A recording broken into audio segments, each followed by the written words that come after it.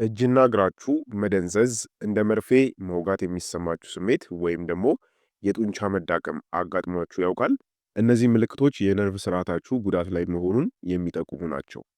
ነገር ግን አትጨነቁ። ሰውነታችን ተገቢውን ንጥረ ነገር ካገኘ ራሱን የመጠገን ድንቅ ችሎታ አለው። ዛሬ ሳይንሳዊ በሆነ መንገድ ነርቮችን የሚጠግኑና የሚያድሱ 7 የምግብ አይነቶችን በዝርዝር እናያለን። እኔ ዶክተር አማኑኤል ነኝ። ቪዲዮን ላይክ በማድረግ ጀምሩት። እስከ መጨረሻው አብራችሁን ቆዩ።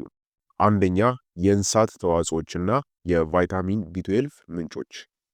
የነርቭ ሴሎች ማይሊን ሺዝ በሚባል የመከላከያ ሽፋን የተሸፈኑ ናቸው።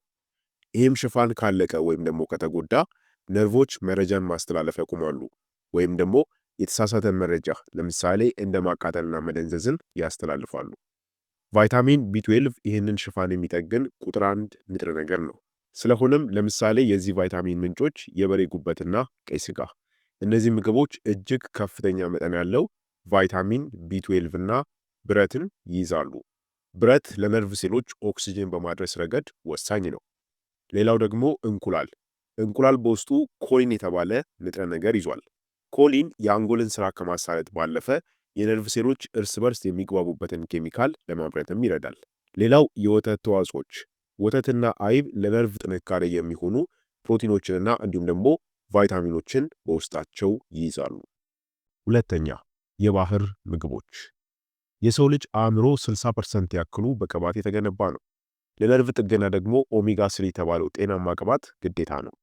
እንደ ሳልመን፣ ማኬሬል እና ሰርዲን ባሉ ስብ ዓሳዎች ውስጥ በብዛት የሚገኙት ኦሜጋ 3 ፋቲ አሲዶች የነርቭ ህመምን ለማስታገስና የነርቭ መጠገንን ለማፋጠን የሚረዱ ጸረ ብግነት ባህሪያት አሏቸው። እንደ ተልባ፣ ቺያ ሲድ እናም ዋልነትስ ያሉ፣ ዋልነትስ ማለት ለውዝ ማለት ነው፣ ከእጽዋት የሚገኙ ምግቦችም ከፍተኛ የሆነ የኦሜጋ 3 ክምችትን ይዘዋል። ስለዚህ ኦሜጋ 3 ንጥረ ነገር ያላቸው ምግቦች ለነርቭ ጥንካሬ እንዲሁም ደግሞ ለነርቭ ጥገና በጣም አስፈላጊ ናቸው። እነዚህ ምግቦች ከእንስሳት ከሆነ ከአሳ እናገኛለን። ከእጽዋት ከሆነ ደግሞ ከተልባ፣ ከቺያ ሲድ እና እንዲሁም ደግሞ ከለውዝ ማግኘት እንችላለን ማለት ነው። ሶስተኛ፣ አረንጓዴ አትክልቶች። አረንጓዴ አትክልቶች ለነርቭ ጤና አስፈላጊ የሆኑትን የቫይታሚን ቢ ኮምፕሌክስ፣ ቫይታሚን ሲ፣ ቫይታሚን ኢ እና ማግኒዥየምን በብዛት ይዛሉ። በተጨማሪም በውስጣቸው ያለው ከፍተኛ የጸረ ኦክሳይድ መጠን የነርቭ መጎዳትን የሚያባብሰውና የተለመደ መንስኤ የሆነውን ብግነትን ወይም ደግሞ ኢንፍላሜሽንን ለመከላከል ይረዳል። ታዲያ እነዚህ አረንጓዴ አትክልቶች የትኞቹ ናቸው? አንደኛ፣ ቆስጣ። ቆስጣ በውስጡ አልፋ ሊዮናይክ አሲድ የተባለ ኃይለኛ አንቲኦክሲደንት ይዟል። ይህም ንጥረ ነገር በተለይ በስኳር በሽታ ምክንያት የሚመጣን የነርቭ መጎዳት በመከላከልና በመጠገን ይታወቃል። ሁለተኛው ደግሞ ጎመን ነው። የነርቭ ሴሎች እንዳይሞቱ የሚከላከል ቫይታሚን ኬ በከፍተኛ መጠን እናገኝበታለን። ሌላው በሶስተኛ ብሮኮሊ። ብሮኮሊ የነርቭ ስርዓትን ከመርዝ የሚያጸዱ ንጥረ ነገሮችን በውስጡ ይዟል። ታዲያ የእነዚህ አትክልቶች የመፈወስ ባህሪ ለመጠቀም በሰላጣ፣ በስሙዚ ወይም ደግሞ በጥብስ መልክ በምግብ ውስጥ አካተን መመገብ እንችላለን ማለት ነው። አራተኛ፣ ለውዝ ጥራጥሬዎችና ዘሮች። እነዚህ ምግቦች የነርቭ ኃይል ምንጮች ይባላሉ። ለውዝ ለምሳሌ በአይነቱ ልዩ የሆነ አንቲ ኦክሳይድ እና እንዲሁም ደግሞ ኦሜጋ 3 በመያዝ የአንጎልንና የነርቭ ጤናን ይጠብቃል።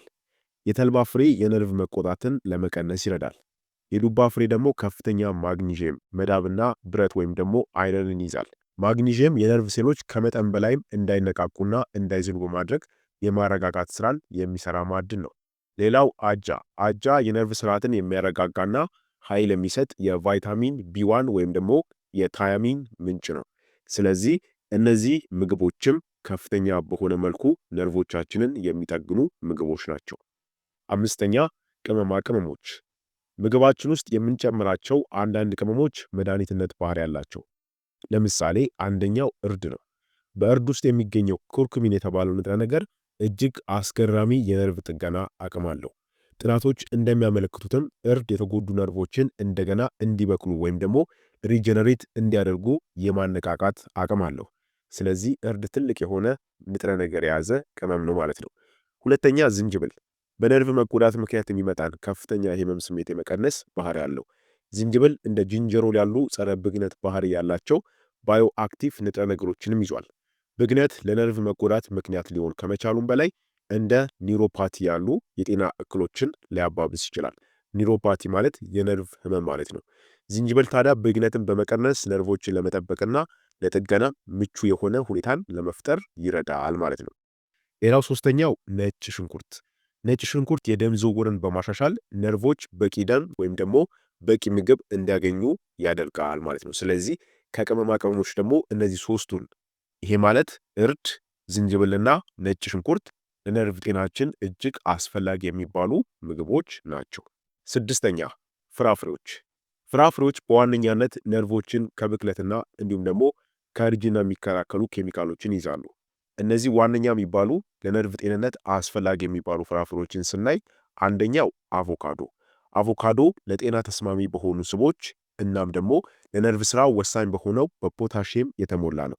ፖታሽየም በነርቭ ስርዓት ውስጥ ትክክለኛ የኤሌክትሪክ ስርጭት እንዲኖር በማድረግ የነርቭ ህመም የመከሰት እድልን ይቀንሳል ወይም ደግሞ የነበረም ጉዳትን እንዳይባባስ ይከላከላል።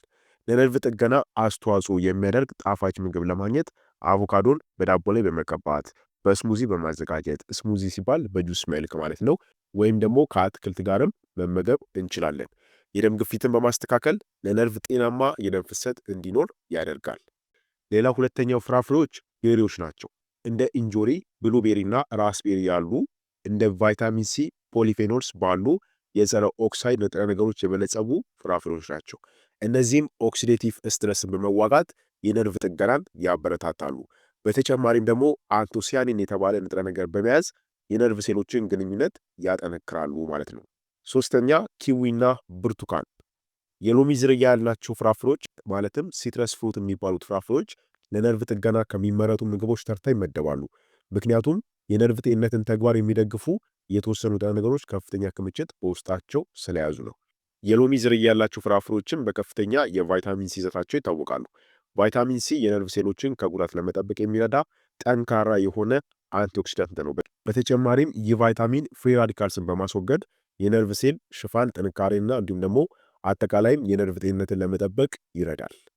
ስለዚህ እነዚህ ፍራፍሬዎች ብርቱካን፣ ቤሪዎችና በተጨማሪም አቮካዶ ከፍራፍሬዎች በተለየ ለነርቮቻችን እጅግ አስፈላጊ የሚባሉ ፍራፍሬዎች ናቸው። ሰባተኛ ጥቁር ቸኮሌት። ቢያንስ 7% እና ከዛ በላይ የካካዋ መጠን ያለው ጥቁር ቸኮሌት ለነርቭ እጅግ ጠቃሚ ነው። በውስጡ ያሉት ፍላቮኖይድስ የተባሉ ንጥረ ነገሮች ወደ አእምሮና እንዲሁም ደግሞ ወደ ነርቭ የሚሄደውንም የደም ዝውውር ይጨምራሉ። ይህም ትኩረትን ከመጨመር ባለፈ የተጎዱ ሴሎች እንዲያገግሙ ይረዳል ማለት ነው። በተጨማሪም በውስጡ የጸረ ብግነት፣ የጸረ ኦክሳይድ ባህሪያት ያላቸው ፍላቮኖይድስ የተሰኙ ንጥረ ነገሮችም ተሞልተውበታል። እነዚህ ንጥረ ነገሮች ደግሞ የደም ግፊትን ለመቀነስ እንዲሁም ደግሞ ወደ አንጎልና ወደ ልብ የሚፈሰውንም የደም ዝውውር ለማሻሻል ይረዳሉ ማለት ነው። ስለሆነም እንግዲህ እነዚህ የተመለከትናቸው 7 የምግብ አይነቶች በዋነኛነት ነርቮቻችንን ለመጠገንና ነርቮቻችንንም ጤናማ ለማድረግ መመገብ ያለብን አስፈላጊ ምግቦች ናቸው ማለት ነው። ማወቅ ያለባችሁ ግን የነርቭን ጤንነት በአመጋገብ ብቻ መጠበቅ ሳይሆን በተጨማሪ ማድረግ ያሉብን ጤናማ የአኗኗር ዘይቤ ለውጦች አሉ። አንደኛ ስኳርን መቀነስ አለብን። ከፍተኛ ስኳር የነርቭ ጠላት ነው። በደም ውስጥ ያለው ስኳር ሲበዛ የነርቭ ሴሎች ቀስ በቀስ ይበላል። ይህም ደግሞ የነርቭ ህመምን ያመጣል ማለት ነው። ስኳር ቀንሱ። በሁለተኛ ውሃ መጠጣት ነው። ነርቮች መረጃ ለማስተላለፍ የኤሌክትሪክ ፍሰት ይጠቀማሉ። ይህም ፍሰት ደግሞ በቂ ውሃ በሰውነት ውስጥ ሲኖር ይሳለጣል ማለት ነው። ስለዚህ ውሃም መጠጣት አለብን። ሶስተኛ እንቅስቃሴ ማድረግ። ቀላል የእግር ጉዞ እንኳን ወደ ነርቮች የሚሄደውን የደም ዝውውር በማፋጠን የጥገና ሂደቱን ያፋጥነዋል ማለት ነው። ስለዚህ ለነርቮቻችሁ ጤንነት እንቅስቃሴ የግድ ነው። ሌላው በአራተኛ ደግሞ ጭንቀትን መቀነስ ያስፈልጋል።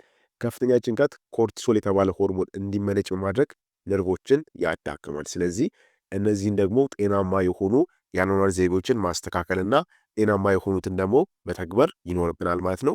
ነርቮቻችንን ጤናማ ለማድረግ ከአመጋገብን ባለፈ እነዚህንም የጤና መመሪያዎችን መከተል ይኖርብናል።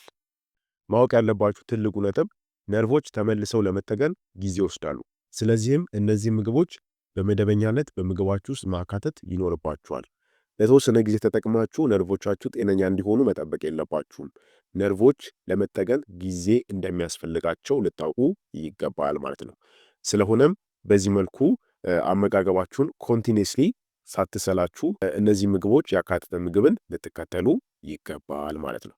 ይህ ቪዲዮ ጠቃሚ ሆኖ ካገኛችሁት ላይክ አድርጉት። ለወዳጅ ዘመዶቻችሁም እንዲደርስ ቪዲዮን ሼር አድርጉ። ለተጨማሪ የጤና መረጃዎች ደግሞ ቻናሉን ሰብስክራይብ እንድታደርጉ በትህትና ጠይቃችኋለሁ። በቀጣይ ደግሞ በሌላ አስተማሪ የጤና ቪዲዮ እስከምንገናኝ ቸር ሰንብቱ።